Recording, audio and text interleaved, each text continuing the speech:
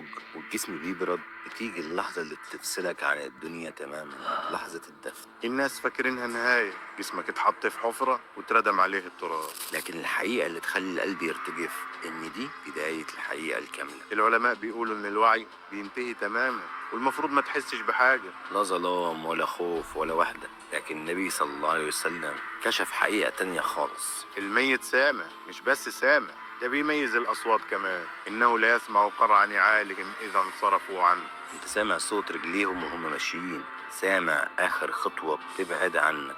في اللحظة دي بتفهم الحقيقة المرعبة، انت بقيت لوحدك. أول ما آخر واحد يمشي علميا الضغط بيزيد تحت التراب والجسم بيتخشب. لكن دينيا الأرض بتتكلم. الأرض دي مش جماد. يا إما كانت بتحبك علشان ياما سجدت عليها، يا إما كانت بتكرهك عشان عصيت ربنا عليها. وهنا بتحصل الضمة. لو كنت مؤمن الضمة بتبقى زي حضن الأم المشتاقة لابنها، حنية واحتواء وأمان بعد خوف. لكن لو العكس والعياذ بالله الضمة هنا بتبقى عصر. جدران بتقرب عليك بقوة لدرجة إن ضلوع القفص الصدري بتدخل في بعضها، وفي عز الرعب ده السكون بينكسر بظهور ملكان. وصفهم النبي صلى الله عليه وسلم بدقة: أسودان أزرقان. بيقعدوك وبيبتدي الامتحان اللي مفيش فيه غش ولا واسطة. 3 أسئلة بتحدد مصيرك للأبد. من ربك؟ ما دينك؟ ومن نبيك؟ لو كنت ثابت في الدنيا لسانك بينطق بطلاق: ربي الله، ديني الإسلام، ونبي محمد عليه الصلاة والسلام. فتسمع المنادي من السماء بيقول: أن صدق عبدي فأفرشوه من الجنة وألبسوه من الجنة وافتحوا له بابا إلى الجنة.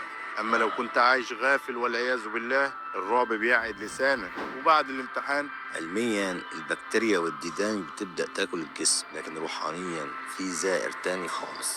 لو نجحت في الامتحان بيظهر لك شخص وشه مريح وريحته زي المسك ولبسه أبيض فأبيض، فتسأله بلهفة أنت مين؟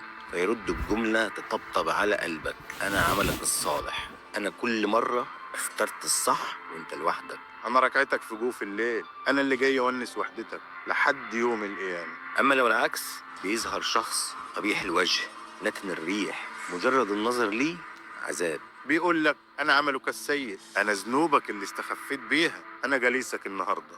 قبر مش صندوق مقفول. القبر يا إما روضة فيها شباك مفتوح بيجيب نسمات الجنة، يا إما حفرة والعياذ بالله ضيقة ومخنوقة من حفر النار. المفتاح بتاع الوناسة والثبات هناك مش في رصيدك في البنك ولا في شهرتك، المفتاح في توبة دلوقتي حالا قبل ما التليفون يقع من إيدك، وفي خبيئة صالحة محدش يعرفها غير ربنا.